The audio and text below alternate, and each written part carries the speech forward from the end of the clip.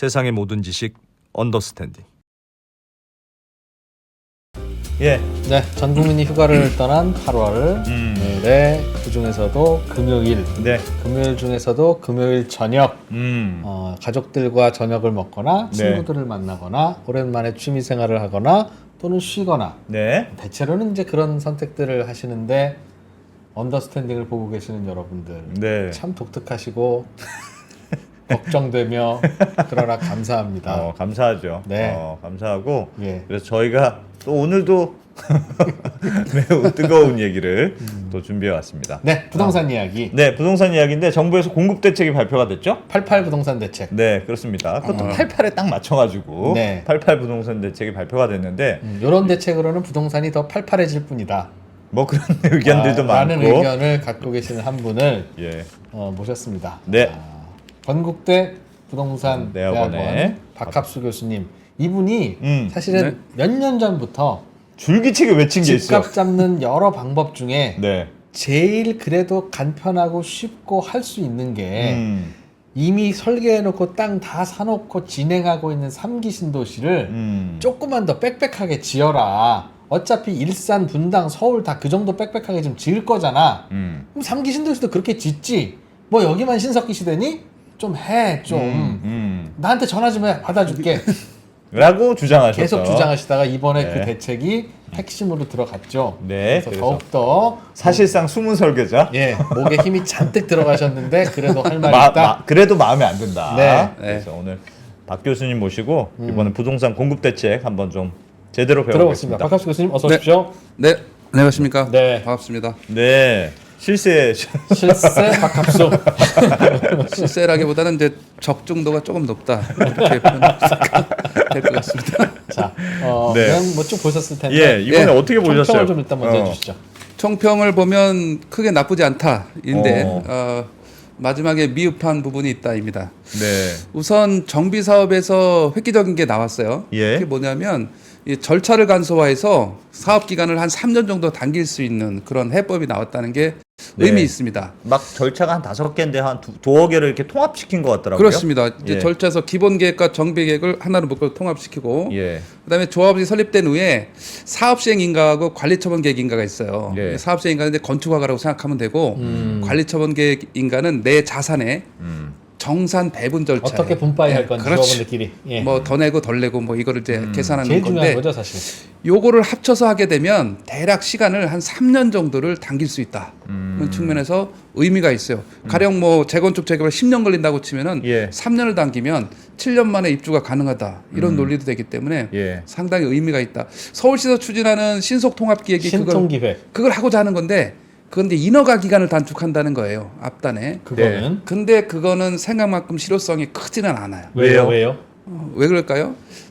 통합 심의를 전제로 하는 거예요. 뭐 이제 건축 심의가 돼 건축, 교통, 환경심의, 교육, 문화재심의, 환경 교육심의 이런 것들을 다 모여 한꺼번에. 예. 통합 심의를 한다는 건데 이게 현실적으로 통합 심의가 한꺼번에 다 통과가 되기 어렵기 때문에 그 중에 하나가 모자라면 통합 심의를 다시 해야 되는데 이게 텀이 길어요. 그 심의를 하는 날짜가 한 두세 달 후에 잡히거나 이렇게 되는 경우가 통합이니까. 있으니까. 그렇죠. 서로 일정 잡기도 어렵고. 네. 그래서 오히려 개별로 하는 것보다 더 늘어질 수도 있다. 오히려? 예, 그런 얘기도 있고 해서 어려움이 있습니다. 자, 그래서 절차를 간소화하면서 사업 속도를 냈다는 측면에서는 상당히 의미가 있습니다. 자, 그리고 제가 이제 서울시 같은 경우는 기반세를 계속 양호하기 때문에 예. 용적률을 준주거 지역 수준인 400%까지 고밀 개발해도 무리가 없다. 서울은 그렇습니다. 뭐 다 역세권 아닌 데가 어디 있습니까? 그죠? 예. 우리가 이제 대중교통이 워낙 잘 돼 있기 때문에 우리나라 서울이 자 이것을 이제 용적률에 반영했습니다. 그래서 역세권이라면 서울시 기준으로 승강장으로부터 350m 이내에는 예.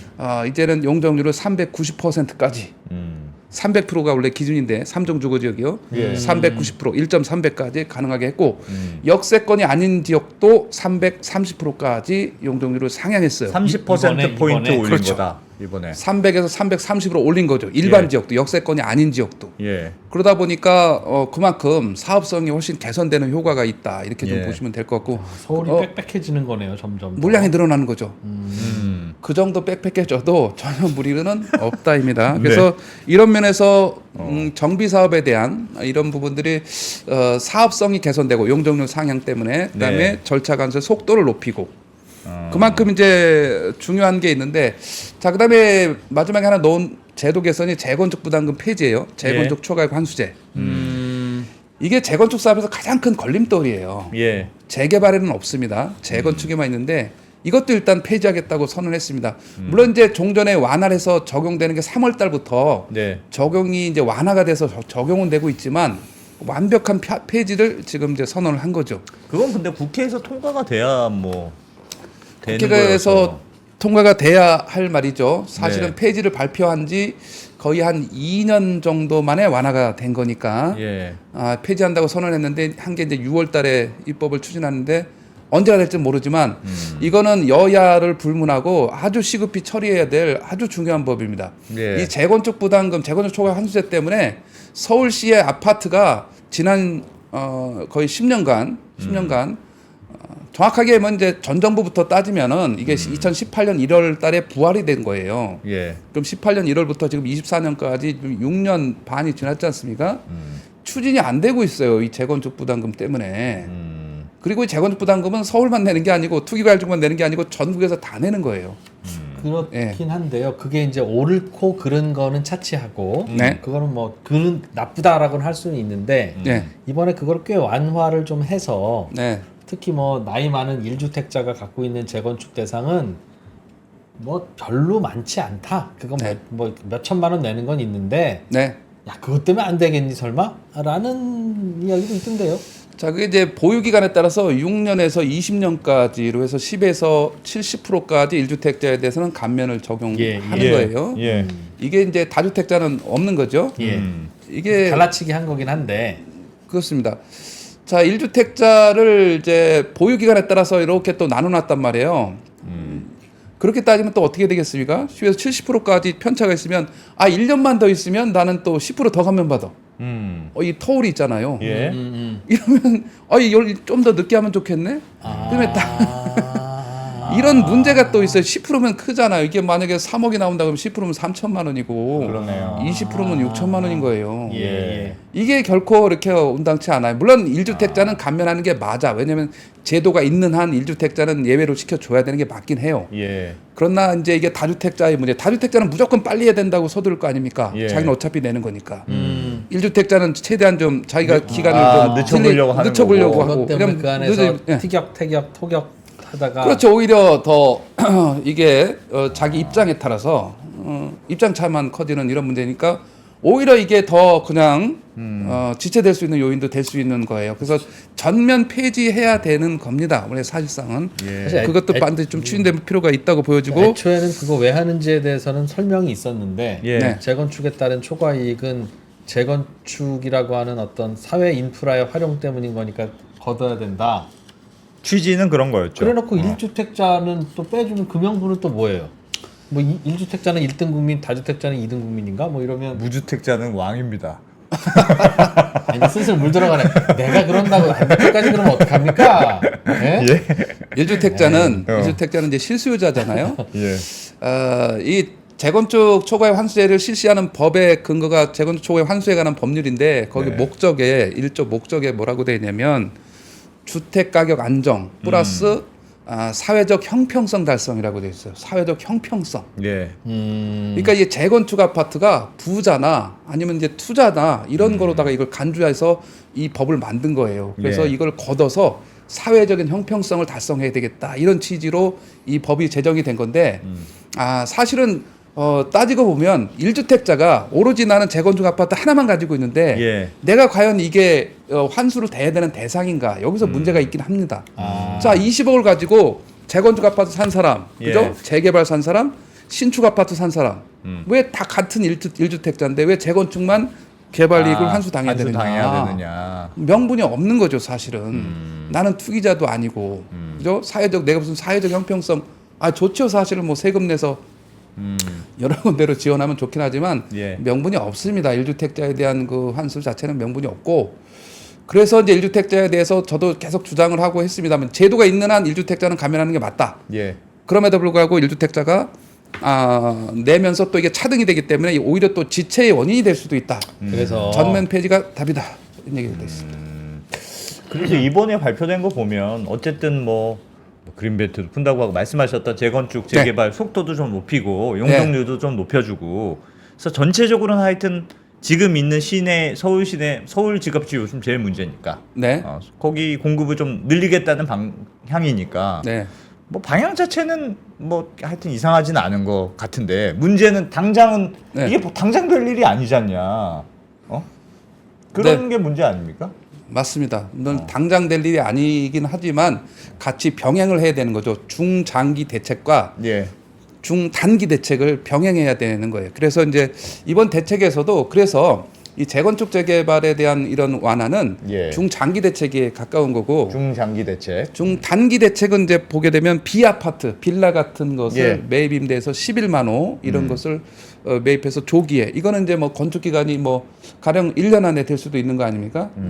그래서 이런 것들에 대한 것을 서울시 같은 경우 뭐 무제한 매입하겠다. 그래서 내년 25년까지 11만 호를 매입하겠다. 예. 이게 이제 단기 대책이라고 할 수가 있는데 안타깝게도 지금 시장 상황이 전세 사기라든가 뭐 아파트 이 다세대 빌라의 공사비 상승이라든가 금리 상승으로 해서 이 분양 원가가 워낙 올라가 있어요. 예. 평당 공사비가 다세대를 짓는데도 지금 뭐 1,000만 원 이상이니 이런 얘기까지 나오고 있어요. 그게 뭐냐면 다세대 착공 건수가 급격하게 줄어들어 있어요. 예.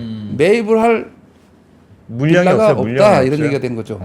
단기 대책을 하고 싶지만 짓질 않는데 어떻게 내년까지 11만 원을 사냐 이런 문제가 또 봉착이 될 수 있는 현실적인 한계도 있다 이런 얘기가 됩니다. 그러니까 사고 이게 싶어도 지으면 사겠다. 그렇죠. 사서 빌려주든가 팔든가 할게.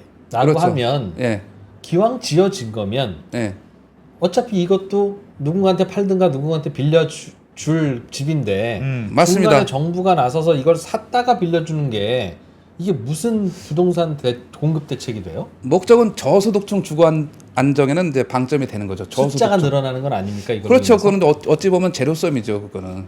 자 어차피 민간 지을 자체가 거니까. 민간 자체가 지어서 가지고 있다가 독자적으로 빌려주는 것과 정부에서 그걸 매입해서 좀 싸게 빌려주는 일종의 이제 것과. 그렇죠 저가로 저소득층 이런 주거 안정을 위해서 임대해주는 아니 그런 싸게 빌려주는 것도 예. 있고 그 지금 빌라 전세 사기 사건 이후에 하여튼 빌라 전세는 난 진짜 무서워서 못 하겠어. 그런 심리가 팽배하니까 그런 거에 대한 LH가 이제- 빌려준다 그러면 맞습니다.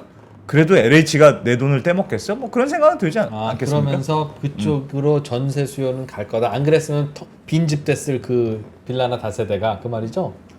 빈집까지는 아니지만 월세로 나갔을 보다 안정적인 저가의 주거 예. 안정을 취할 수 있는 저소득층을 보호하겠다 이런 취지에서는 부합한다. 근데 지금 걱정되는 것은 예. 과연 그만큼 매입할 물건이 있을 물건이 것이냐. 있느냐. 이게 지금 이제 다소 우려스러운 거죠. 왜 지금 짓지를 않고 그래서 있으니까. 그 제도를 잘 몰라서 그러는데 예. 정부가 얼마 들었어? 10억 들었어? 그럼 내가 11억 줄게. 넌 얼마 들었어? 너는 17억이나 들었어? 그 많이 들었어. 18억 줄게. 이러면 그래도 진짜 되느냐? 될 텐데 그렇게 주면 되잖아. 예를 들면 뭐 이제 기준이 있는 거죠. 매입 기준이 감정 평가를 하고 LH나 SH 같은 경우에 거기 건축 기준에 부합하는 이 규격이 있어요. 규격이 있어요. 예, 그 규격에 맞춰서 지어야지만 매입을 해가는 거예요.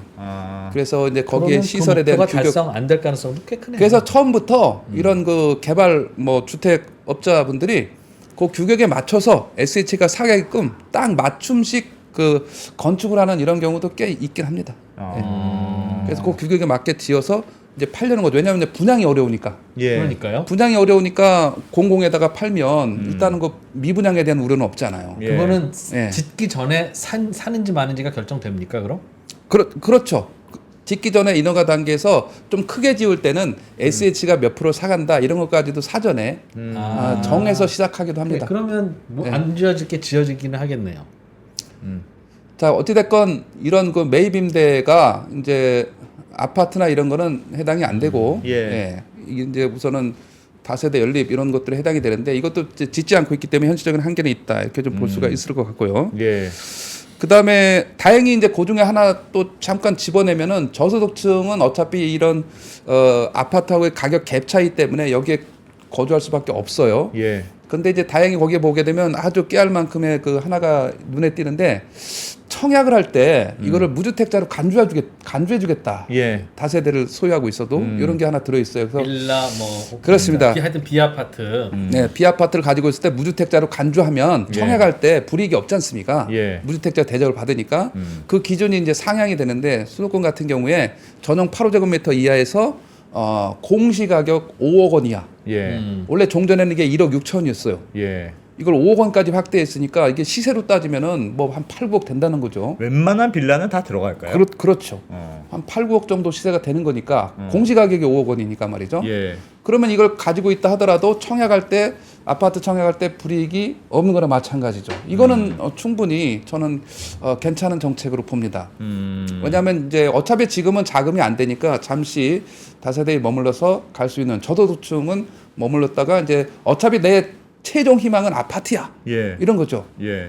자, 우리나라의 그 가구의 거주 비율 중에서 아파트가 차지하는 비율은 전체 가구주 중에서 51%가 아파트에 거주를 해요. 예. 단독 다가구에는 한 28% 거주해요.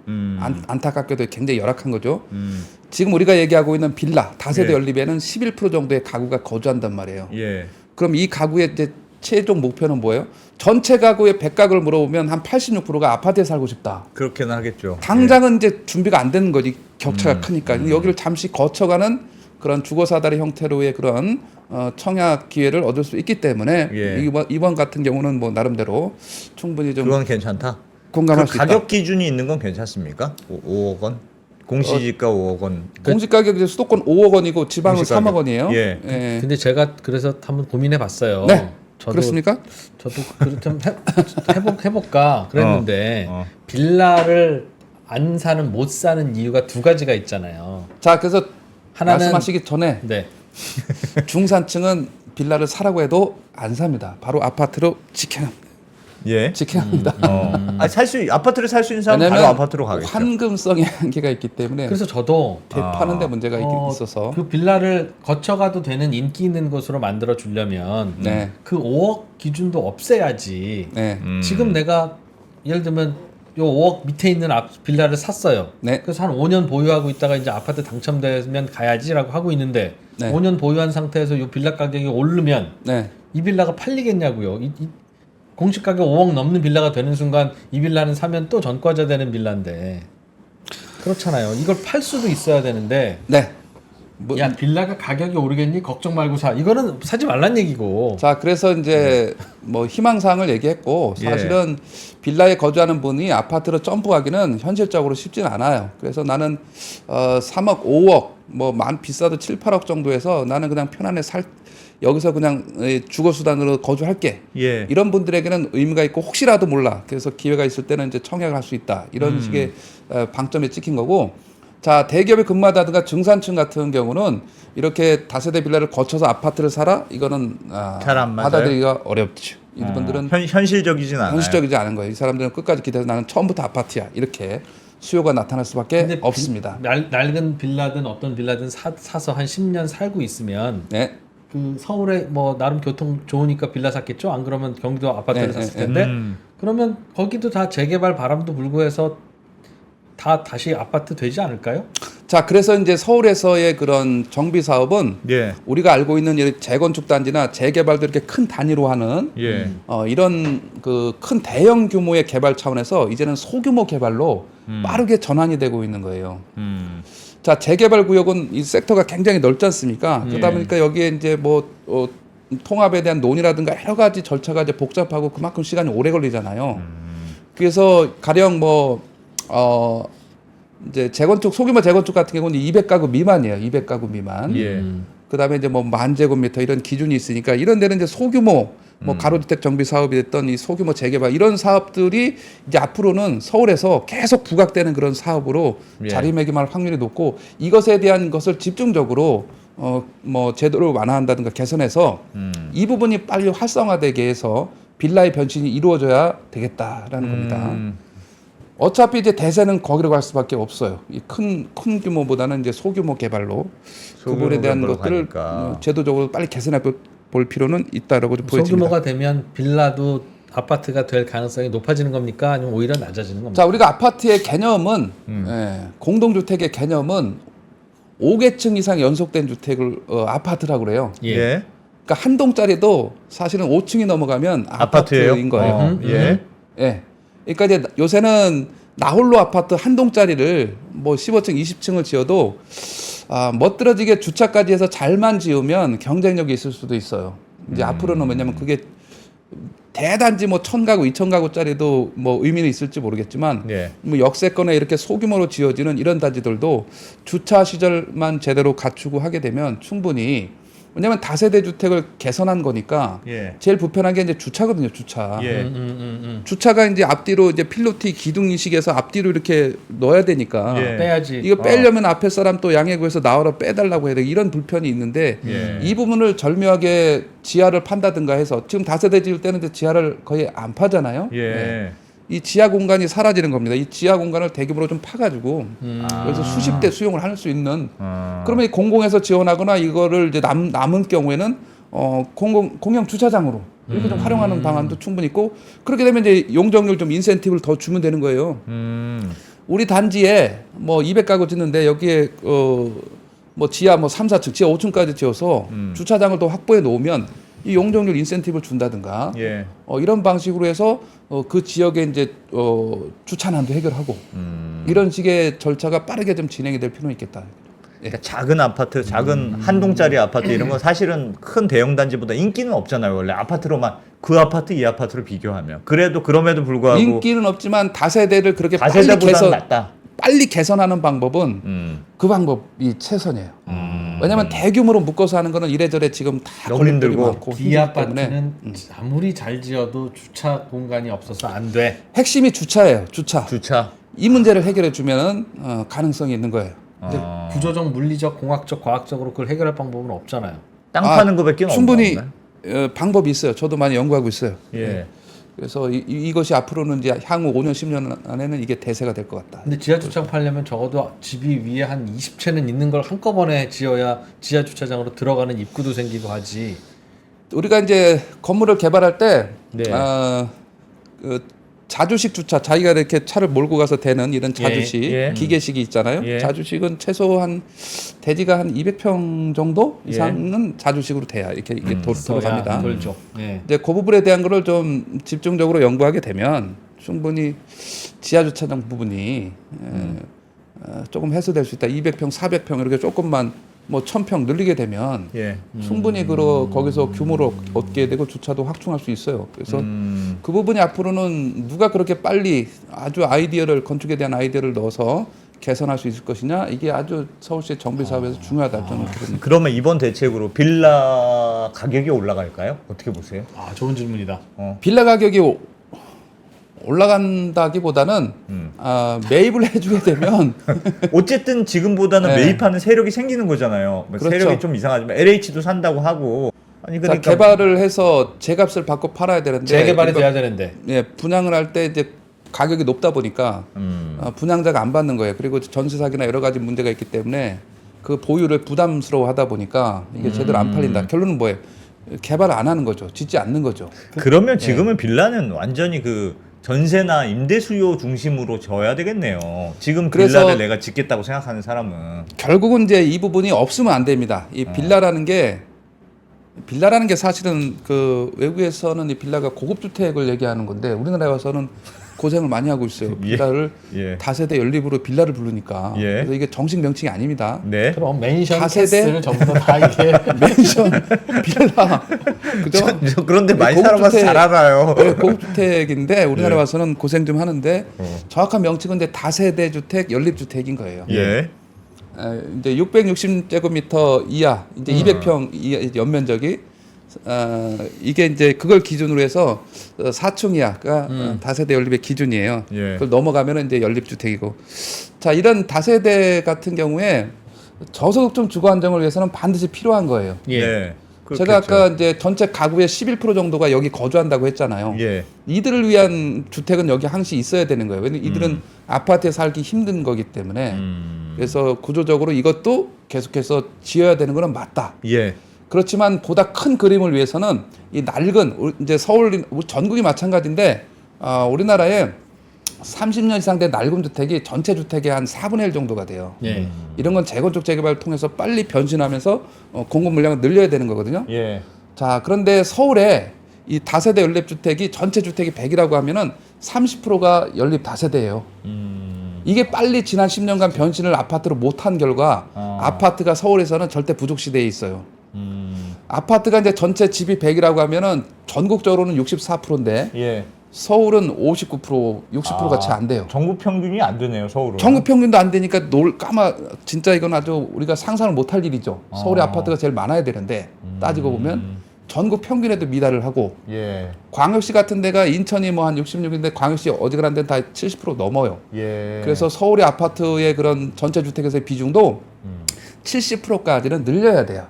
그럼 뭐가 바뀌어야 되는 거예요? 단독 다세대 연립을 그거를 아파트 재건축 재개발을 통해서 빨리 바꿔줘야 되는 거고 재건축할 때 물량을 더 추가 공급을 해야 되는 거고 이게 지난 10년간 지체되고 안 됐기 때문에 서울의 아파트가 절대 부족하고 자 이제 4분의 1이 30년 이상 된 낡은 주택이에요. 자 예. 낡은 주택이다 보니까 어떤 수요가 나타나는 거예요. 새 집에 살고 싶다. 어디에? 아파트에 살고 싶다. 그래서 새 아파트가 나타나면 너도 나도 그냥 막 집중을 하면서 달려가는 이런 결국은 아파트군요. 그냥 핵심은 아파트를 많이 줘야 되는데. 아파트를 그래서 많이 지어야 됩니다. 자 공급을 당할 장사 없잖아요. 네. 그런데도 불구하고 아파트를 공급을 못하는 이런 아주 안타까운 경우를 우리가 역대 지난 10년간 정부에서 나타났다고 보시면 됩니다. 자료 한번 좀 띄워주시면 제가 이 하나의 그래프 아파트 입주 물량을 가지고 예. 설명을 드리겠습니다. 입주 물량. 예, 자, 요 그림 하나만 보겠습니다. 네. 이게 이제 전국 아파트 입주 물량 추이예요. 이제 분양을 한 아파트를 전제로 합니다. 자, 근데 이게 재미난 큰 틀에서 보면 이렇게 거의 N자 형태의 그림이 돼 있잖아요. N자 형태. 오르락 내리락. 그렇죠. 이렇게 롤러코스터를 타면 안 돼요. 아파트 입주 물량은 매년 일정한 가령 뭐 여기 가운데 정도의 숫자가 한 30만 호 정도 되잖아요. 예. 이 30만 호가 이렇게 거의 일자로 입주되는 게 가장 이상적인 거예요. 네. 이렇게 오르고 내리고가 없어야지 시장이 안정적으로 입주 물량이 조절이 된다고 볼 수가 있는데 자 이렇게 굴곡진 입주 물량의 추이를 가져오는 이런 불안이 좀 시장의 그런 수급 불균형 문제로 나타나면서 이 공급 문제가 자 심각합니다. 자 요때 보실까요? 12, 13, 14 뭐 요때 예. 이때는 역대 지금 2000년대 이후 최저 물량에 입주를 했잖아요. 예. 그러니까 이때는 이제 공급이 절대 부족했는데 다행스럽게도 이때는 매매 가격은 가격이 안 올랐어요. 왜 예. 그러냐면 이때가 리만 사태 이후 경제 침체 시기예요. 유럽 사태 이후에 예. 침체기다 보니까 하우스 푸어 시절이에요. 우리가 대출 이자는 뭐 5% 6% 이렇게 갔단 말이죠. 그러니까 예. 집을 경제 침체가 되다 보니까 안 샀어요. 다행히. 요즘도 경제는 침체죠. 요즘도 뭐 그때하고 그래도 비교하면 어떻습니까? 요즘은 그때보다는 그래도 좀 회복을 한 그러니까 뭘 뭐 기준으로 2.6 정도 나오니까 자 그래서 이어가겠습니다. 끊어지면 이게 얘기 끊기기 때문에 예. 자 이때는 이제 문제가 생겼는데 전세 가격은 대신 급등을 했어요. 예. 전세가율이 이때 서울 같은 경우 아파트가 82%, 85%까지 올라갔단 말이죠. 근데 네. 왜냐면 네. 살 집이 없으니까 아파트가. 자 이때 이제 무슨 문제가 생기자면 이때 그 공급해야 될 신도시 택지가 있었습니다. 가령 광명시흥 보금자리 주택 2009년도 MB가 발표한 광명시흥 보금자리 주택을 예. 이때 당시 이제 정부가 2013, 14가 이제 박근혜 정부인데 예. 박근혜 정부에서 경제가 침체하다 보니까 입주 물량이 이렇게 적은데도 불구하고 어떤 결단을 내리냐면 자 이렇게 침체되는데 공공택지를 공급을 하게 되면 더 집값 더 떨어질 거다. 공급이 늘어나서 더 침체할 거다. 라는 이런 아주 근시안적인 생각에 예. 그거를 사업지구를 해제해 버립니다. 그래서 광명시흥 보금자리 주택 이제 9만 5천 원 거의 10만 가구짜리. 예. 그다음에 하남 간북지구라고 2만 가구 넘는 거를 취소하고 고양 풍동지구를 취소해 버려요. 그 물량이 사라짐으로 인해서 예. 그 한 15만 호가 사라짐으로 인해서 택지가 이제 10년 후에 입주할 거 아니에요? 지금 예. 이 순간에 우리가 입주할 공공택지가 사라진 겁니다. 자, 박근혜 정부 때는 그래서 이렇게 침체되다 보니까 예. 공공택지를 수도권에 공급한 게 겨우 100만 평밖에 안 돼요. 전국적으로 150만 평. 예. 100만 평은 어느 정도 크기냐? 자, 우리가 지금 여의도에 와 있네요. 예. 자, 여의도가 윤중로 뚝방 안쪽의 면적이 88만 평, 용산 공원이 90만 평, 저쪽 송파 강동에 있는 올림픽 공원이 50만 평. 예. 올림픽 공원 2개밖에 박근혜 정부 수도권에서 공급을 안 한 거예요. 전국으로는 그 올림픽 공원 3개밖에 어디부터는 찾을 수도 없어요. 아. 그 결과가 지금 이 순간에 10년 후에 지금 공공택지 공백기로 나타난다 이렇게 보시면 됩니다. 지금 없는 게 지금 입주 물량 없는 게 10년 10년 전, 전에 안 10년 한 전에 거죠. 안 한 거다. 자, 10년 우리가 전에 안 이제- 좋았을 때 안 그럼요. 했다. 지금 발표하는 공공택지는 10년 후에 입주한다. 예. 기본적으로 그래요. 10년짜리예요. 예. 자, 그다음에 이제 또 어떤 일이 있었습니까? 갑자기 입주 물량이 폭증을 했네요. 예. 40만 호, 46만 호, 41만 호 이 시절 17, 18, 19 이때가 이제 문재인 정부 초기 초중기입니다. 이때는 이제 입주 물량이 막 넘쳤잖아요. 이게 누가 입주한 거냐면 10년 전으로 되돌아가면 돼요. 예. 2017년부터 뭐 19년, 20년 이때니까 10년을 빼면 2007년, 8년, 9년 그때, 예, 그러네요. 그죠? 이때 무슨 발표가 됩니까? 이기 신도시가 아. 발표되잖아요. 이기 신도시가 수도권에 61만 호예요. 예. 그 다음에 뭐가 2009년도에 보금자리 주택을 저 이명박 대통령이 발표해 2009년도에 예. 보금자리 주택을 자 그래서 보금자리 주택은 32만 호를 기획하다가 방금 취소됐다고 그랬잖아요. 예. 뭐 광명시흥하고 하남 강북 취소 요걸 빼고 21만 호가 입주해요. 그러면 자 이제 평택 고덕 포함해서 수도권의 이기 신도시가 61만 호, 예. 보금자리 21만 호, 82만 호가 입주한 거 이때. 그러니까 입주 물량이 넘쳐났죠. 자, 보금자리의 대표 선수는 어딜까요? 보금자리 대표선은 하남, 예. 미사 예. 3만 8천 가구짜리, 다산 신도시 3만 2천 가구짜리, 그죠? 예. 이것만 해도 6만 호잖아요, 그죠? 그러네요. 그다음에 우리가 뭐 그 옆에 바로 있는 뭐 구리 갈매가 됐던 서울에는 이제 강남 세곡 뭐 4곡이 있고, 그죠? 부천 옥길 지구 있고 막 이런 데들이 다 보금자리 주택이 이런 데들이 입주를 쫙 해서 이렇게 늘어난 거예요. 그러다 보니까 이제 문재인 정부가 2019년도에 3기 신도시를 발표해요. 예. 이제 어떤 생각을 합니까? 지금 입주 물량이 너무 많아. 그러면 3기 신도시는 너무 많이 공급을 하면 공급이 과잉돼 가지고 예. 주택 가격이 폭락할 거야. 예. 이러니까 무조건 최대 목표는 뭐야? 쾌적하게 만들어. 쾌적한 주거 환경 만들어야 되니까 양은 필요 없어. 절반만 공급해. 이렇게 예. 되죠. 예. 그래서 3기 신도시 계획된 게 2기 신도시가 61만 호, 제가 보금자리 21만 호, 82만 호였잖아요. 예. 3기 신도시가 신도시급만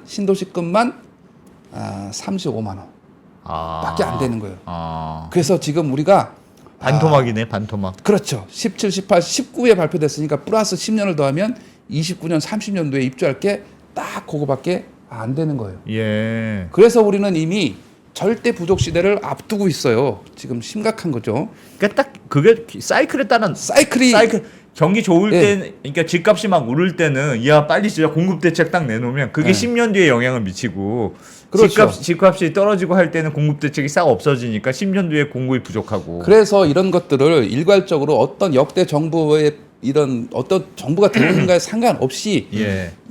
국민은 그대로 있잖아. 정부가 바뀌든 예. 어디간에. 그래서 국민을 보고 이 주택청을 설립을 해가지고 일정한 물량이 매년 입주되도록 이 물량 관리를 하는 게 가장 급선무예요. 예. 일정한 물량이 매년 입주되는 게 맞는 공급이에요. 그러니까 수요가 맞죠.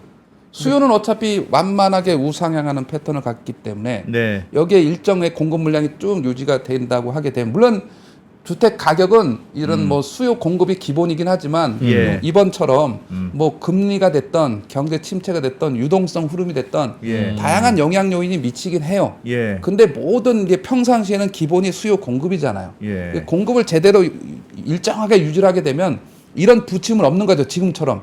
지금 여기 끝단을 보시면 올해가 이제 24년이잖아요. 올해까지는 그나마 좀 괜찮았어요. 자, 예. 내년에 보세요. 25년도에 쭉쭉 줄어드네. 쭉쭉 떨어지죠. 26년도에는 뭐 절반이라 떨어지죠. 예. 26년도에 봤자 2년밖에 안 남았는데 아파트 짓는데 3년 걸려요. 26년도에서 요거 거의 늘리기가 쉽지가 않아요. 26년도의 물량이. 예. 지금 이게 심각한 거예요. 이 정도로 된다 그러면 오히려 2012년 이때보다도 더 줄어요. 예. 이거는 개선 여지가 거의 없어요. 지금 당장 어떻게 할 수 있는 게 없죠. 한 동짜리 두 동짜리 짓는 이 방법밖에 없어요. 자, 그래서 잠깐 보시겠습니다. 네. 표준 다시 보여주십시오.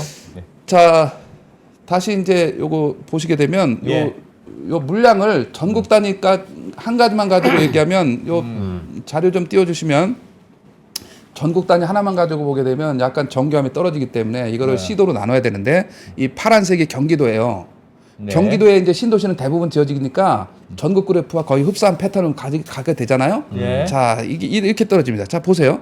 올해 경기도에 11만 4천 가구가 입주해요. 네. 올해 아파트가 예. 내년도에는 6만 6천 가구예요. 6만 7천 가구. 이거 당장 내년에 닥칠 문제예요. 25년도에. 이거 간갈 문제가 아니에요. 예. 전세 가격 상승부터 내년도에 어. 경기도가 이제 대표 선수가 수용성 아니에요. 예. 서울은 이제 중간 선수가 마용성인데 어. 경기도는 수용성이죠. 예. 수원용인 성남. 예. 이들부터 심상치 않은 우려가 크다는 얘기예요. 아하. 예? 자, 그러면 26년도에 5만 가구 떨어지잖아요. 예. 이거 모르다가 충당할 거냐 이거죠. 자, 그래서 가운데 노란색이 이제 서울시예요. 서울시. 네. 서울시도 이거 뭐 2만 가구 대 가지고는 안 돼. 지난 10년간 평균을 대충 내보면 한 3.4 정도가 돼요. 그러니까 뭐 한 만 가구 이상씩 모자란 거예요. 서울시에서도. 그죠? 자, 그다음에 까만색이 인천시예요. 인천시가 이제 4.3, 4.5 요때는 뭐냐면 인천의 2기 신도시 중에 검단 신도시라고 있어요. 예. 이 7만 3천 가구짜리, 7만 가구짜리가 검단 신도시예요. 그다음에 이제 인천의 송도가 입주를 많이 했잖아요. 이때 여기 입주한 거예요. 자, 이것들이 마무리되면서 이제 인천도 쭉쭉쭉 떨어져요. 인천도 이제 재건축 재개발로 가야 되거든요. 도심이다 예. 개발로. 예. 그렇게 보면은 지금 수도권이 자, 경기도는 지금 파란색으로 파랗게 질렸다 이렇게 좀 표현하면 되고 네. 서울은 이제 가운데 노랗잖아요. 노랗게 떴다. 예. 예, 인천은 까만색이니까 좀 암울하다. 이런 예. 안타까운 이런 하향점으로 수도권이 몰리고 있다. 이런 얘기가 왜 됩니다. 그럴까요? 그러니까 되게 상식적이잖아요. 예를 들면 이게 한번 지금 공급 계획을 세우면 그게 지금 당장이 아니고 5년, 10년 뒤후에 공급 계획인데 그러면 대충 지금 누구나 생각해도 지금 내 공급 대책이 없으면 10년 후에는 없겠구나. 딱 그게 표로 나올 거 아닙니까? 근데 왜 그게 안 될까요? 그게 정부가 바뀌면서 그 주택 정책에 대한 시각이 바뀌기 때문에 그래요. 그리고 아까 박근혜 정부 때는 경제 침체기에 계획을 하다 보니 예. 그냥 그 시점에서 판단하는 거예요. 10년 후에 그 입주 물량을 그 시점에서 판단해서 삭제시켜 버려요. 그죠? 그냥 인기 영업 정책이다. 그 당시를 보고 10년의 물량을 삭제시키는 이런 근시안적인 정책을 하다 보니 이런 일이 생기는 거예요. 이렇게 하면 절대적으로 국민적인 고통이 가중될 수밖에 없는 거를 또 문재인 정부에서 또 반복한 거예요. 그때는 또 많았으니까 줄여야 되겠다. 그래서 쾌적한 주거 환경에 3기 신도시가 방점이 찍혀져 있어요. 예. 이게 무슨 쾌적한 주거 환경이 무슨 절대적으로 지켜야 될 목적이 아닌데. 물량을 충분히 공급하는 게 그럼요. 중요했는데. 그렇습니다. 자, 그래서 이제 3기 신도시 물량을 조금 더 설명을 드릴게요. 예. 제가 이제 이게 약간 연분홍 색깔이 서울시의 그 영역이에요. 예. 자, 그래서 3기 신도시가 제가 이렇게 파랗게 줄을 그어놨어요. 예. 3기 신도시는 1차, 2차로 나눠서 발표가 됐는데 네. 1차로 발표된 게 17만 8천 가구 5개 신도시예요. 예. 자, 이게 보시면 고양 창릉, 저 여기 서북 쪽에 고양 창릉이 있어요. 예. 이 뒤에가 일산이에요, 일산. 그러네요. 일산이고 여기가 여기는 이제 뭐 행신, 화정 이런 데가 요제지죠. 자, 고양 창릉은 거의 서울에 접해서 붙어 있는 거나 마찬가지예요. 그러네요. 예, 여기 화전 바로 위니까 아주 입지가 빼어나죠. 음. 이 땅에다가 3만 8천 가구를 공급하는데 예. 여기는 아주 매력적인 곳이에요. 음. GTX 역이 생겨요. 여기에. 그렇죠. 자, GTX 역은 여기야말로 최대 희망 지역인데 왜 그러냐면 28년도에 개통이 돼요. 예. 여기는. 그러니까 아파트 입주하기 전에 GTX가 개통을 한다고요. 예. 물론 이제 지금 올해 말에 그 이제 파주 운정에서부터 일산 킨덱스 거쳐 대곡역 거쳐서 연신내 서울역까지 올해 연말에 개통을 해요. 예. 그 고양 창릉에다는 역 하나 더 만들면 되는 거예요. 여기야말로 이제는 그러면 자, 연신내 서울역, 삼성역, 세정거장이니까 괜찮네. 한 정거장당 4분씩 잡으면 예. 삼성역에 12분, 서울역에 8분 만에 도착한다는 거예요. 그러네요. 이런 요지에다가 용적률 200%짜리로 15층, 16층짜리를 짓겠다는 거예요. 자, 보시면 바로 뒤에 일산은 지금 노후계획도시 특별법을 통해서 어떻게 하고 있습니까? 일산의 현재 정확한 용적률은 172% 정도 돼요. 예. 170%짜리를 법상으로는 이제 300%에 1.5배까지 하겠다고 했으니까 450%인데 예. 현실에서는 350% 정도로 지을 거라는 예상이 많아요. 예. 그러면 여기는 350%로 일산은 저 뒤쪽에 하고, 있는 거는 그렇게 하고 정작 이 3기 신도시는 맨 땅에 지으면 되니까 4, 5년 안에 바로 입주할 수 있는 것을 예. 영장 200%짜리 15, 16점짜리를 한다는 게 이게 말이 되는 도시계획이냐. 오로지 목적은 쾌적한 주거환경만 몰려져 있어요. 쾌적해서 좋을 것 같긴 한데. 누구를 위하여 누구를 위하여 쾌적이냐? 총을 흘리냐는 이 심각한 문제가 있다. 자, 다시 보시게 되면 예. 여기가 김포공항이에요. 예. 여기가 이제 인천계양 여기가 이제 17,000가구고 이게 붙어 있는데 오른쪽 여기가 이제 인천계양. 예. 인천계양 부천대장 요 2만 가구에서 둘이 합치면 37,000가구짜리예요. 예. 37,000가구짜리. 김포공항 바로 옆이죠. 여기도 GTX 여기 서고. 예. 자, 부천 이 대장에서 홍대까지 여기 홍대까지 가는 전철이 또 개통이 돼요. 예. 그리고 여기는 이제 김포공항까지 가면 뭐 사통팔달 그 역들이 다 있기 때문에 여기는 여기서부터 김포공항까지는 수시로 이 간선 버스가 예. 체계를 갖추게 됩니다. 예. 그만큼 교통이 편리하다는 거죠. 여기는 또 평지. 예. 여기다가도 이거밖에 안 들어가는 이런 문제가 47,000가밖에 안 들어가는 문제.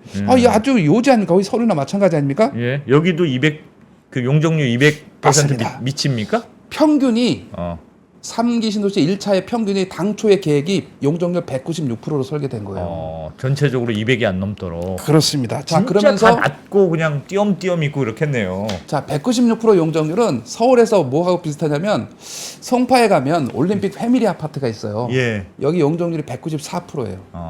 지금 일산이 그 정도겠네요. 지금 일산이. 지금 일산은 172%라니까요. 네? 지금 일산. 근데 그 170%짜리는 왜 350%로 만들고? 예. 자, 쾌적한 주거환경 뒤에서 말씀을 드리려고 했는데 네. 쾌적한 주거환경을 만드느냐고 정부가 도시계획을 짠 게 공원 녹지 비율을 34%로 한다는 거예요. 34%. 자, 보시면 예. 이 동쪽으로 가면 여기가 하남 교산인데 예. 하남 교산을 보게 되면 어떻습니까? 사방이 다 산으로 둘러싸여 있잖아요. 이렇게 네. 길게 고구마 모형처럼 돼 있어서 사방이 다 산인데 이 사방이 산인 상태에서 도시를 개발하는데 이 길게 된 이 고구마를 3분의 1을 잘라가지고 또 공원을 또 만들어. 네. 공원 녹지가 34%고 어. 자조경지라고 있어요. 자조경지 이제 지식산업센터 짓는 건데 이게 13.8%를 배정을 해놨고 예. 이거 2기 신도시에서는 4.7%밖에 안 줬는데 그것도 공실이에요 지금. 하남 미사에 그 보험제 하남 미사에도 지금 지식산업센터의 절반이 공실이고 예. 건너편에 다산 신도시의 구리 갈매의 다 절반 별내 절반이 지금 공실인 상태에서 예.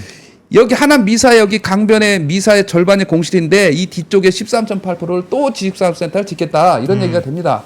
아하. 이게 말도 안 되는 도시계획인 거죠. 예. 더군다나 누가 짓겠다는 거야? 지식산업센터를 또? 원래 그렇게 설계가 돼 있는 거예요? 지자체에서 요청을 합니다. 우리는 삼기 자족도시를 신도시가. 만들어야겠다. 그래서 여기에 산업체를 유치해가지고 예. 산업체가 있으면서 여기 이제 베드타운이 아니라 우리는 자족도시 하려면 여기 용지를 사무실 더 빌딩 있어야 되잖아. 그렇죠. 그 얘기죠? 근데 이 산업단지 가냐고 여기를 그럼 자족도시는 포기하고 베드타운 만들자는 말씀이죠? 포기는 아니고 5% 지어라 이제 2기 신도시 수준으로 그렇게 많이까지 지을 필요가 있겠느냐? 13.8% 지을 일이 없다는 거죠. 5%만 지어도 충분하다. 그리고 가질 않아요 여기까지. 그럼 여기 회사에서 여기 유지하려면 예. 교산 신도시에 다 사는 사람만 하남에 사는 사람만 채용할 수 없잖아요. 예. 그렇지 않습니까? 아니 서울 이 중간에서 살고 북쪽에 사는 사람도 출퇴근해야 되는데 여기까지 얼마나 멉니까? 쉽지 않은 거죠. 그래서 자재용지를 대폭 5%까지 축소하고 이 면적을 다시 주택용지로 할당을 해야 됩니다. 자, 주택용지가 예. 전체 도시 면적이 100이면 24.4%밖에 안 돼요. 공원보다도 10%가 적어요. 공원이 34%인데 예. 주택용지가 24.4%. 이게 신도시를 왜 개발합니까? 전체 도시 면적의 4분의 1만 주택을 짓겠다. 예. 이게 3기 신도시인 거예요. 이게 말도 안 되는 거죠.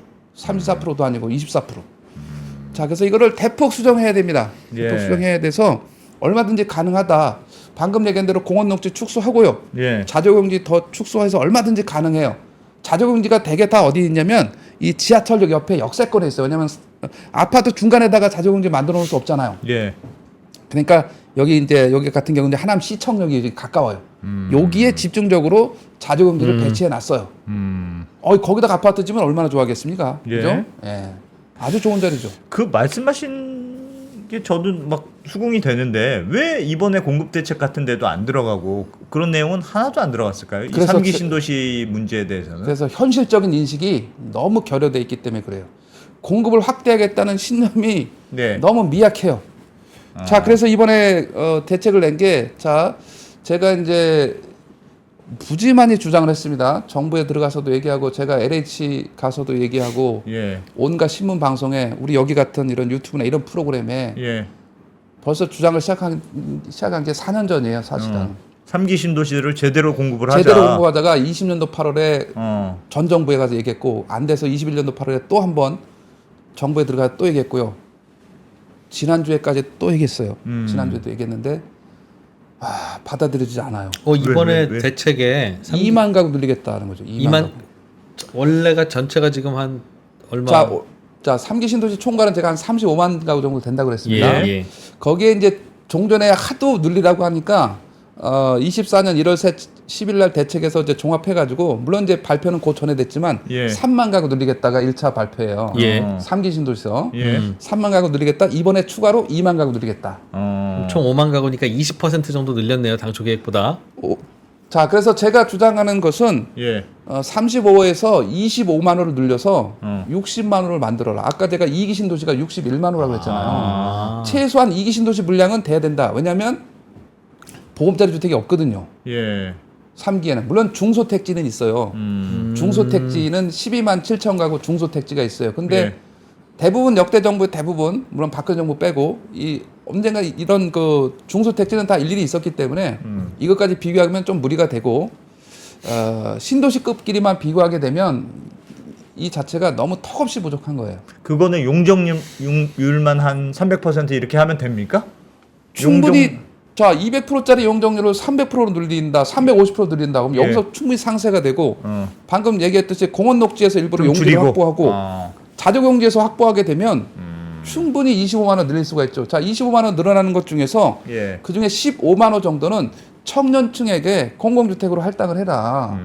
그러면 청년층이 지금 이 시간에 추경 매수를 하기 위해서 온갖 고민을 하고 집을 사야 되냐 말아야 되냐 예, 이런 고민을 예, 할 필요가 예. 없는 거죠. 예. 왜냐하면 앞으로 29년이니까 얼마 안 남았잖아요. 4, 5년 남았잖아요. 그러면 청약은 이제 1, 2년 안에 할 거고 분양을. 그러면 분양해서 이 공공주택 좋은데 많이 나오는데 내가 구태여 지금 집을 살 필요가 있겠냐? 이런 매수 수요가 대기 수요로 바뀌면서 심리적인 안정감을 가질 수 있는 거죠. 예. 궁금한 게 있습니다. 지금 3기 신도시는 이미 사전 청약 같은 거 다 받아놓은 거 아니에요? 일부만 한 거죠. 사전청약 일부만. 아, 그거는 일부만 했고 네. 지금 중간에도 그렇게 바꿀 수가 있어요? 지금 이미 이제 계획이 다 돼 있을 거 아닙니까? 어쨌든 여기는 녹지로 하고 여기는 여기 이렇게 20층짜리 짓고. 아파트라서 사전청약 했는데 40층을 바꾸면 난 싫어. 자, 이럴 때는 없을까요? 그럴 수는 없고요. 예. 다 같이 살아야지 자기만 쾌적하게 살겠다고 하면 안 되죠. 자, 이게 이제 조금만 더 찝어보겠습니다. 예. 요 밑에는 광명시군데 이거는 2차 지역이기 때문에 살짝 빼고요. 예. 여기 이제 당초는 7만 호였어요. 근데 또 여기 오늘 발표될 테게 잘 보니까 이게 7만 호가 또 어느새 6만 6천 가구로 줄어 있네. 네. 발표 때는 7만 호였는데. 아유, 늘리지 못할 망정 또 4천 원 왜 줄었나 또 환장합니다만. 이 표현을 쓰면 안 되는 건데. 예. 자, 여기가 남양주 왕숙입니다. 예. 요거 1지구, 2지구 합쳐서 얘가 6만 9천 가구. 자, 하남 교산 아까 얘기했던 여기 3만 4천 가구. 예. 자, 이 면면을 보게 되면 여기는 철도가 완벽하게 갖춰지는 지역들이에요. 예. 그래서 물량을 늘려도 충분히 문제가 없다. 제가 고양 창릉 말씀드렸죠? GTX 개통 끝나는 거죠. 자, 여기 인천, 계양, 부천, 대장 좋죠? 자, 남양주 왕숙은 기존에 이미 이 북쪽에 이렇게 파랗게 연하게 보이는 게 이게 경춘선이에요. 예. 여기다 역을 하나 만들어요. 이거는 당장 실현되는 거죠. 역 만들면 되는 거니까. 밑에는 요거는 경의중앙선이에요. 여기도 당장 역만 만들면 되는 거예요. 예. 이거 외에 이제 여기도 위에는 이 왕숙 1지구에는 GTX가 갑니다. 자, 그다음에 여기 이제 왕숙 2지구 여기는 네. 지하철 9호선이 이렇게 지금 이제 강동 고덕을 통해서 강일 네. 하남 미사를 통해서 북쪽으로 쭉 9호선이 개통이 될 예정입니다. 예. 이게 31년 개통 예정입니다. 31년 개통 예정. 자, 그다음에 하남 교사는 지금 오금역이 종점인 철도가 3호선이에요. 예. 이 3호선을 이렇게 가밀 하남 가밀지구를 통해서 요 교산에 가서 하나 둘 셋 시청까지 연결됩니다. 요거는 이제 32년 개통 예정이에요. 32년. 예. 조금 늦어지긴 하는데 자 이렇게 대통이 되면 이들 지역들의 접근성은 획기적으로 개선이 되고 거의 서울이나 마찬가지이기 때문에 이들 지역에 대해서 1차적으로 용적률을 대폭 상향해서 서울시 수준으로 맞춰야죠. 지금 서울시가 330% 300 역세권 390% 하겠다지 않습니까? 예. 근데 여기는 서울에 붙어 있는데 왜 200%를 하냐 이런 얘기죠. 뭔가 잘못돼도 크게 잘못됐다. 요거를 바꾸면 공급이 좀 빨리 늘어날 수 있나요? 3기 신도시. 제가 그래서 말씀을 드리는 거죠. 지금 이제 수도권에 이제 보금자리주택처럼 그린벨트 완화해서 8만 가구 택지 발표한다고 하지 않습니까? 예. 이번에 발표했죠. 이번에 발표했잖아요. 8만 예. 가구 택지. 어. 근데 이건 이제 발표했잖아요. 어. 그럼 입주 언제입니까? 10년이잖아요. 예. 10년 후. 예. 자, 근데 이거는 발표 언제 했어요? 19년대 발표니까 5년 지났잖아요. 예. 그러니까 5년 안에 입주 가능할 수 있잖아요. 아. 그러니까 가장 빠르고 쉬운 길이 3기 신도시 공급 확대인 거예요. 지금 이 순간에 택할 수 있는 너무나 쉬워요. 아까 그 도시계획 뭐 용도 이렇게 변경하는 거는 그거 변경하기 굉장히 쉬워요. 이미 뭐 다 이제 도로라든가 이런 계획에서 그걸 바꾸자는 게 아니에요. 예. 이미 돼 있는 자재공지를 주택용지로 바꾸는 건 쉽잖아요. 그거 뭐 그리는 것만 설계만 바꾸면 되는 거고 용적률 높이는 거 15층 질 거 30층 게 뭐가 어려워요. 그냥 그대로 지면 되는 거지. 아니 그거에 따라서 도로도 넓혀야 되고 뭐 이렇게 전체적으로 바꿔야 도로는 되는 이미 거- 우리나라가 네. 아주 잘 돼 있다니까요. 네. 그러니까 아까도 저 서울시도 용적률을 좀 더 높여도 된다라고 네. 하시면서 인프라는 충분하다고 설명을 주셨는데 그럼요. 잘 모르는 분들은 무슨 소리야? 지금 서울시라고 하는 게 2천만 인구 요 가구 숫자 맞춰서 상하수도, 도로, 병원, 학교 맞춰놓은 거지. 더 늘리고 빡빡하면 인프라도 늘려야 되는데 지금 인프라가 감당이 되는지 안 되는지를 누가 압니까? 라고 질문할 수도 있잖아요. 대중교통이 어느 정도 잘 돼 있냐면 예. 수도권 같은 경우 대중교통 자체가 거의 자가용으로 이동하는 시간과 거의 똑같아요. 그만큼 도로가 막힌다는 뜻 아니겠습니까? 뭐 자가용으로 역으로 얘기하면 이동하면? 그렇지만 예. 자 자가용을 끌고 가는 거와 예. 내가 대중교통 지하철 버스 타고 가는 것이 거의 한 70분대 거의 유사해요. 예. 이게 지방에 가면 2배로 늘어나요. 그러니까 대중교통을 이용하는 시간이 2배로 늘어나. 1시간이면 자가용으로 갈 거를 대중교통 가면 2시간 걸리는 거예요. 예. 자, 지방은 안 되지만 수도권은 완벽하게 대중교통이 잘 돼 있고 예. 그거의 완성이 뭐예요? GTX예요. 음. GTX가 지금 이제 28년, 30년이면 완공되는 거란 말이죠. 네. 그러면 수도권 어디서든지 서울 이 중심으로의 접근이 20-30분 만에 해결되는 예. 이런 체계를 갖추기 때문에 대중교통에 대한 불편은 거의 사라진다. 그래서 이게 이제 메가시티로서의 완성이 GTX뿐만 아니라 여기 이제 제가 가져오진 않았지만 2030년까지 개통될 철도가 예. 아주 그물망처럼 쌓여 있어요. 그물망처럼 짜여져 있어요. 이게 다 그가 지금 제가 3기 신도 설명하면서 철도 개통 어떤 선이 연장되고 이게 예정 연도까지 말씀을 드렸잖아요. 예. 이런 것들이 다 그 시간 되면 딱 짜여지기 때문에 여기서의 교통 불편이나 이런 거는 거의 해소되는 거예요. 우리가 이제 그런 과거에 그런 안타까운 점은 있었어요. 그 딱 안타까운 점이 철도가 2가지인데 예. 김포 한강 신도시 그 원을 개발하면서 이 국토부의 결정적인 실책인데 예. 전화 올려나? 왜 네. 김포 골드라인을 어. 경절천 2칸짜리로 했냐 이거죠. 그것 때문에 다시 지금 우리는 무슨 일을 하고 있는 거예요? 지하철 5호선, 한강선을 다시 신설한다고 지금 이러고 있잖아요. 예. 그때 5호선을 했으면 어. 한 1조 2천억 정도가 들었단 말이에요. 이 경전철 공사비가. 만드는데. 이거를 낭비할 필요가 없는 거죠. 이 중복 예산이 되는 거잖아요.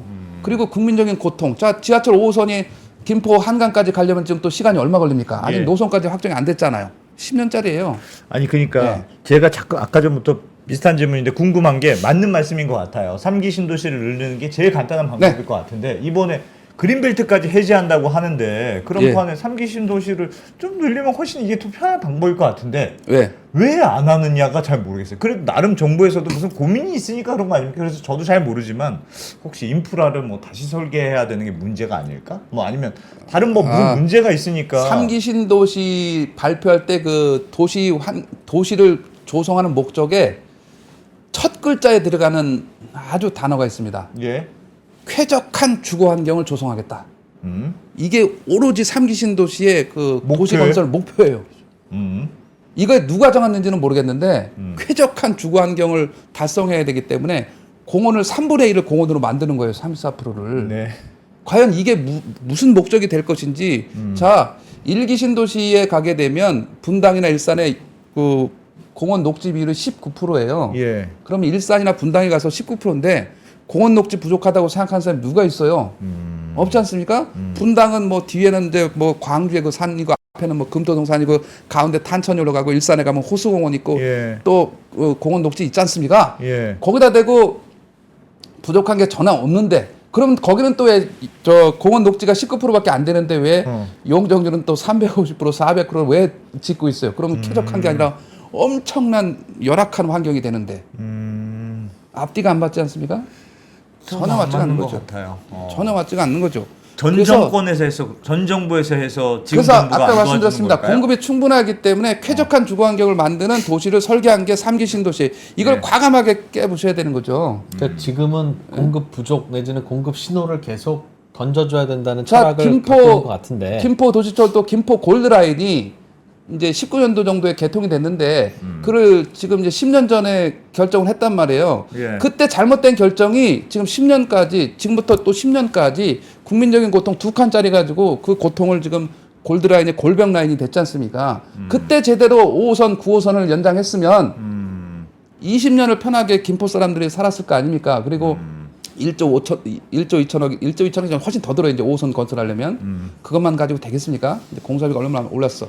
이걸 지금 국가적인 예산을 중복 예산 낭비하는 결과가 된 건데 예. 이거를 다시 3기 신도시를 이렇게 지금 최소한으로 설계를 해서 예. 요 정도 물량밖에 공급을 못하게 되면 2030년도에 다시 공급이 부족해가지고 가격이 상승하게 되면 다시 한번 국민적 고통이 가중될 것인데 그거는 누가 책임질 거냐 이거요. 똑같은 김포 골드라인의 재판인 거죠. 그때 정책 결정자가 경전철, 중전철 왔다 갔다 하다가요. 예. 마지막에서 D-1이 중전철이었어요. 중전철과 경전철은 중전철은 일반 전철 얘기하는 거예요. 6칸, 8칸, 10칸짜리. 중전철로 결정했다가 막판에 2칸짜리 경전철로 가서 이게 최종 결정이 된 거예요. 중전철, 경전철로 오락가락 하다가. 그때는 뭐 예산 문제 때문에 그랬을 수 있겠거니 단견이지만 그러니까 예. 뭐 납득되는 뭐 하나가 있기는 한데 지금 이 신도시는 자, 그래서 그거에 그대로 반복 재판이 될 거다라는 거죠. 예. 왜 그때 그게 무리한 결정이었냐면 김포시청을 제가 갔더니 그때 당시에 예. 김포시청에서 철도가를 만들어 가지고 5호선, 9호선 유치하겠다고. 네. 김포시청에 철도가가 왜 필요해요? 그때 그 지자체에서는 그렇게 원했던 거예요. 예. 그런데 2칸짜리로 결정을 해버렸잖아요. 그 국민적 고통이 가중되는데 이번도 똑같이 이렇게 결정되고 말면 다시 짚히는 한번 게 있으십니까? 더 늘려도 되고 하는데 하는데 안 하는 이유. 1번 그거 누가 하는 거예요? 그 국토교통부가 담당입니까? 네, 만약에 국토부 하면 하겠죠. 국토교통부죠. 국토교통부 담당자가 머리가 나쁘다. 2번 너무 네. 원색적으로 말씀하시는 거예요. 아니 그러니까 뭔가 이유가 있으니까 이럴 거 아니겠어요. 그러니까. 2번 예. 하고 싶은데 박학수 교수님이 먼저 다 해서 이거 하면 박학수 교수님만 좋은 일 시키는 것 같아서 이거 싫다. 우리가 명분이 없다. 네. 바보 된다 우리가. 그러니까 조금 좀 박학수 교수님도 포기하고 좀 내버려 뒀을 때 우리가 짠 하고 싶다. 아니면 3번 제가 걱정하는 건 예. 진짜 거기다 그렇게 공급하면 뭔가 난리 난다. 집값이 안정이 아니라 하향세로 갈 수 있다. 이 MB 정부 보금자리 주택처럼. 하향세로 가면 다 좋은 거죠. 저는 공급을 늘려서 집값을 떨어뜨리라는 게 제 원래 희망사항이에요. 그렇긴 한데요. 네. 지금 그러니까 냉정하게 요즘 그 공급이 안 되는 이유가 네. 요 몇 년 사이에 집값 거품 빠지면서 PF도 안 되고 하면서 하향세였기 때문에 올수도비 돼서 지금 다시 이 모양이 된 거잖아요. 그러니까 우리나라는 뭐든지 집값이 내려가기 시작하면 아무도 집을 안 짓는 상황이 돼서 사실은 내려가게 하면 안 돼. 최선이 그냥 이렇게 완만하게 가는 거야. 자, 라는 그거를 것 때문에 그런 건 그런 아니에요? 가정을 하더라도 이거는 너무 부족해서 지금 너무 누구 부족하다. 구에 붙일 것도 없다. 예. 그냥 간단하게 말씀드리면 그렇게 한다 하더라도 너무 부족해요. 누구 구에 붙일 수도 없는 물량이다. 이게 지금 진짜 부족하다. 너무 부족합니다. 자, 이걸 왜 이렇게 다시 한번 이렇게 여기 발표문에 보게 되면 예. 쾌적한 이제 17페이지에 나와요. 그게 예. 17페이지. 저는 뚫어지게 이것만 쳐다보고 있어서 발표되자마자 이거 어떻게 바뀌었나? 쾌적한 주거 환경이 유지되는 범위 내에서 계획을 변경한다. 쾌적한 주거 환경에 목을 메고 있어요. 쾌적한 주거 환경이 무엇이 그렇게 중요하냐 이거죠. 지금 공급이 부족해서 가격이 올라가고 국민적 고통이 가중되는데 쾌적한 주거 환경은 누굴 위해서? 입주민들은 좋습니다. 입주민들은 예. 너무 쾌적해. 집 나가자마자 여기도 공원 저기도 공원 사방에 공원이죠. 저 솔직히 듣고 되게 좋겠다. 아니, 삼기신 입주민들도 도시. 힘들어. 그러니까 진짜 사방이 공원인 건 너무 힘들어. 진짜 사방에 살아보시면 공원이니까 알아. 입주민들은 행복해할 수 있어요. 근데 예. 입주민만 행복하면 어떻게 합니까? 나머지 거기에 당첨되지 못하거나 집을 예. 못 산 사람들은 가격 상승함으로 인한 그 고통을 어떻게 감당할 거냐 이건 얘기죠.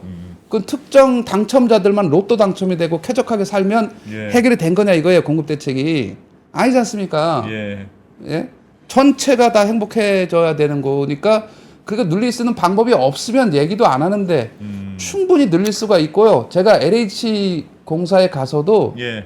사실은 제가 LH 공사의 자문위원이에요. 예. 이거를 늘려야 된다. 그래서 어. 빨리 국토부에 좀 제안 좀 하고 해서 하시라는데 LH 얘기를 수없이 했으나 도대체 말을 안 들어요? LH는 하고 싶겠죠. 예, 하고 싶은데 안 되는 거죠. 그건 뭘까? 자, 그래서 못할 것도 아닌 것 같은데 점점 충분히 들을수록. 할 수가 있습니다. 예. 충분히 할 수가 있고 아니 당장 생각해 보세요. 우리가 왜 신도시 개발하는데 15층, 16층짜리 아파트 짓고 말아요 왜? 새로 빈 땅에 짓는 건데. 빈 땅에 짓는 건데. 어. 아니 서울시에는 지금 330%, 390% 하려면 기본적으로 40층, 50층 가까이 지어야 돼요. 예. 50층 넘어가면 이제 초고층이니까 47, 8층까지 지어야 된단 말이에요. 예. 그래야지 그 용적률을 감당할 수가 있어요. 건폐율은 한 20% 이내에서 하면서 네. 이 건폐율을 더 넣으려면 또 여기서 쾌적한 게 문제가 되니까 예. 20% 정도에서 맞추려면 어떻게 높이가 30층, 35층 질 거를 40층 이상 올라가야 되는 거죠. 다만 이제 알겠습니다. 두 가지 정도 걱정은 듭니다. 지금 좀 전에 교수님이 보여주신 서울시 지도 다시 한번 띄워보면서 예. 3기 예. 신도시 위치를 한번 보죠. 왜요? 예. 빨간 게 서울, 파란 게 저 3기 신도시 위치 아닙니까? 네. 고향 창릉 4만 8천 그래서 가구짜리. 저는 저쪽에서의 가구 수가 늘어나면 네. 주택 문제 해결되고 좋기도 한데 네. 저거 다 자족도시 아니고 베드타운이면 서울로 몰려올 거 아니겠어요? 그러면 결국은 다 모르겠습니다. 저게 GTX로 다 실어 날라지는지 모르겠는데 네. 분명히 저 출퇴근 진입도로가 헬일 것이다. 헬. 저기서 그 걱정이 좀 드는 게 아닌가. 저쪽에서 뭐 전철 타고 오시는 분도 있지만 네. 차 갖고 오는 분들도 있을 텐데. 예. 그리고 또 하나는 네. 궁금한 건 서울 집값 잡자고 이러는 거잖아요. 요즘 서울 집값이라는 것도 서울 전체가 다 오르는 서울 게 아니라. 집값이라는 표현보다는 수도권의 주택시장 안정. 그런데 요즘 네. 서울 집값은 오르는 게 그 대체 수요로 예. 조금이라도 더 좋은 쪽으로 네. 몰려서 예. 인기 2억 새 아파트들을 향해서 간다면서요, 다. 그래서 저 외곽은 뭐 그냥 오르는지 마는지 아직도 모른다는 거 아니겠어요? 외곽까지는 이제 점진적인 뭐 금리 인하나 이런 게 된다 그러면 좀 확산이 된다 그렇겠죠. 예상해 근데 볼 수 지금 있고요. 3기 신도시는 그 외곽보다도 더 네. 외곽이잖아요. 예. 더 외곽인데 거의 서울이나 마찬가지잖아요, 그죠? 예. 그러니 요즘 그 집값 오르는 게 이걸로 잡히는 게 방향이 잡히겠죠, 그래도.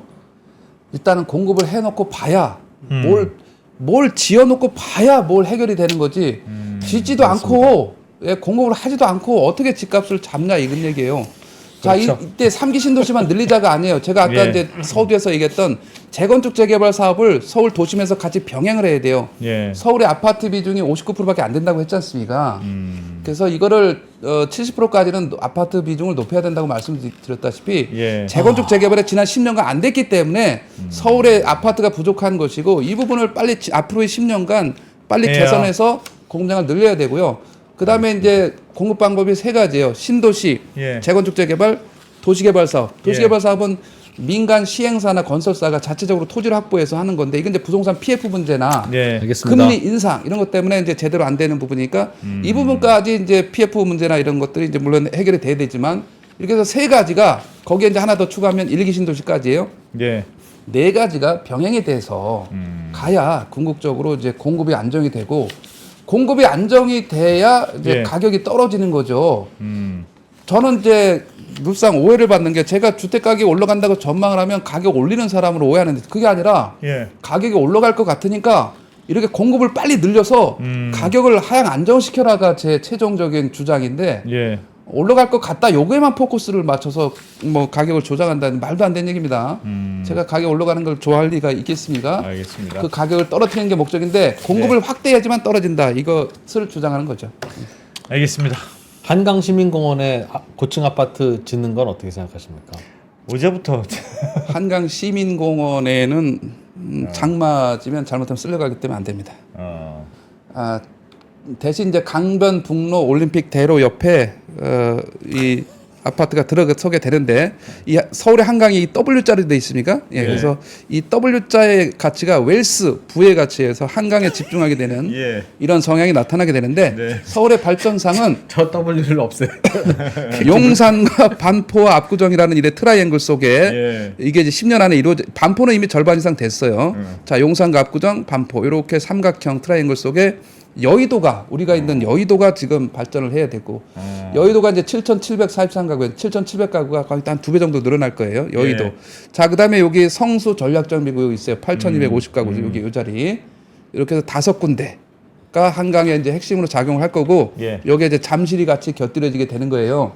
자, 이런 변신이 앞으로 10년간 서울에서 또 일어나야 되는 부분이고 그다음에 지도를 편 김에 이 목동에 예. 목동에 지금 현재 1단지 14단지까지 2만 6천 가구예요. 예. 이게 지금 5만 2천 가구인데 이번에 이제 역세권 용적률 늘어났잖아요. 예. 그럼 5만 2천 가구 아니라 이제 한 6만 가구 들어갈 수 있다 이런 얘기 되는 거죠. 물론 여기는 이제 일방 통행로를 개선해야 돼요. 양방향으로 바꿔야지만 여기는 되지. 문제가 있긴 합니다.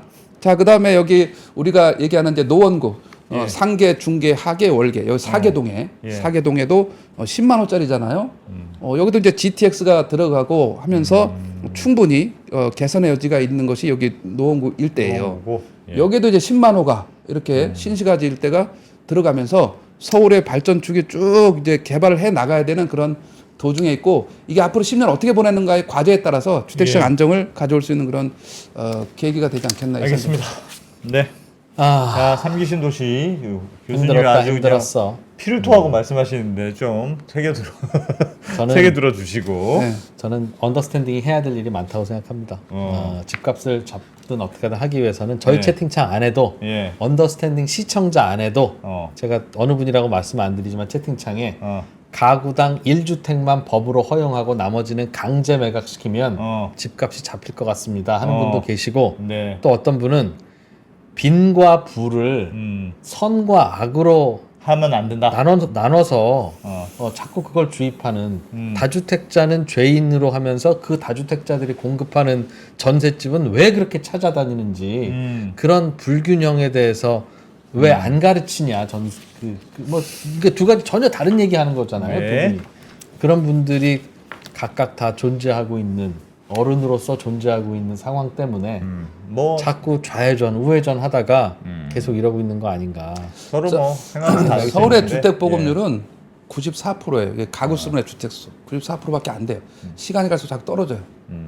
그래서 이 가구 수는 늘어나는데 주택은 계속 부족한 거예요. 이게 서울시의 상황이.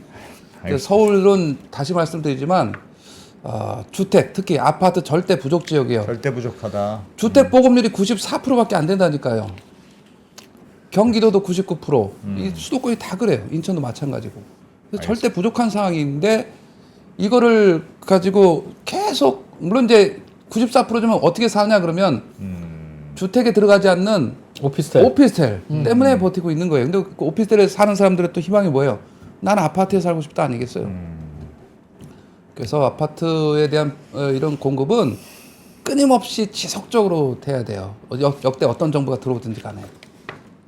저도 뭐 그런 것 같습니다. 근데 업자한테 맡기면 안 하니까 저도 정부가 맞습니다. 주택청 만들어서 해라 계속. 제가 주장하는 게 주택청을 만들든 뭘 주택청을 하든. 만들어서 어떤 역대 정부 어떤 정부가 들어오든지 여기는 관여하지 말아야 꾸준한 돼요. 공급을 해라. 그건 정말 저는 그리고 꾸준한 공급이 되기 위한 토지는 그렇죠. 그린벨트 깎아가면서 할 수밖에 없을 것 그린벨트 같은데. 아까 세네 가지를 병행해야 된다고 말씀드렸잖아요. 그린벨트지만 서울시 내에 재건축 재개발을 이걸 활성화해야지. 이게 활성화를 해야지. 10년간 막혀 있었잖아요. 근데 그건 주택청이 할 수 있는 건 아니에요. 자, 민간 사업이죠. 주택청은 이제 이걸 어느 정도 조절할 수 있죠. 제도나 이런 거 가지고. 예, 예. 그렇지만 주택청이 주도할 수 있는 거, 정부가 주도할 수 있는 거는 공공택지잖아요. 지금 이 3기 신도시도 정부가 유일하게 조절하고 컨트롤할 수 있는 거예요. 그러니까 그 그린벨트 깎아서 하는 거니까. 그렇죠. 그거는 정부 의지하에 따라서 공부를 얼마든지 늘릴 수가 있는 거란 말이죠. 그러니까 가능한 거예요, 현실적으로. 알겠습니다. 알겠습니다. 최대한 가능한 방법을 많이 저희가 찾아보자. 국토부 차관님이 다음 주에 오시니까 그 좀 얘기 좀 그렇습니까? 하세요, 좀 국토부 차관님한테. 예, 하라고 하겠습니다. 네, 알겠습니다. 네, 고맙습니다. 알겠습니다. 박학수 교수님이었습니다. 네, 고맙습니다.